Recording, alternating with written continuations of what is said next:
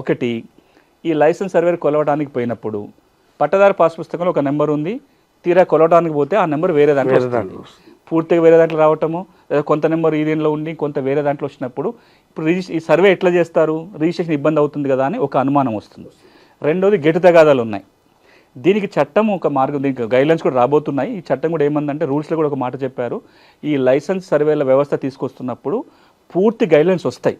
కానీ ప్రిలిమినరీగా అనుకున్నది ఏంటంటే అసలు ఈ సమస్య రాకుండానే ఒక జాగ్రత్త ఉంది. అంటే లైసెన్స్ సర్వేయర్ భూమిపై కొలవడానికి పోయినప్పుడు ఆ భూమి నెంబర్ ఏంది ఏది చూడట్లా. ఆయన ఏం చూస్తాడు, మీరు అమ్ముతున్నది ఏంది, ఆయన కొంటున్నది ఏంటి, మీ హద్దులు అయితే మీకు తెలవాలి కదా. మీరు హద్దులు చూపిస్తే ఆ లైసెన్స్ సర్వే ఆ హద్దులనే కొలుస్తాడు.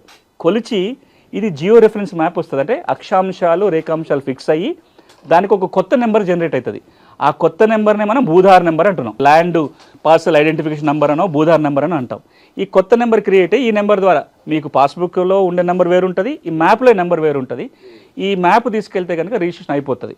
ఒకవేళ నిజంగా గెట్టు తగాద ఉందనుకోండి, ముందు పరిష్కారం చేసుకోవాలి కదా. గెట్టు తగాదలున్న భూమి కొనుక్కుంటే ఎట్లా?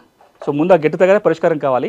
98% 99% తగాదాలు రావు. ఎందుకు అంటే ఇది కొత్త నెంబర్ జనరేట్ అవుతుంది కాబట్టి వైవర్డ్ కబ్జా కేసులు ఈ నెంబర్లో కొంచెం ఉంది, ఆ నెంబర్లో కొంచెం ఉంది, ఒక ప్రస్తావన రాకుండానే ఈ సర్వే చేయడానికి అవకాశం ఉంది. దానికి పూర్తి విధి విధానాలు రాబోయే రోజుల్లో ప్రభుత్వం ఇవ్వబోతుంది.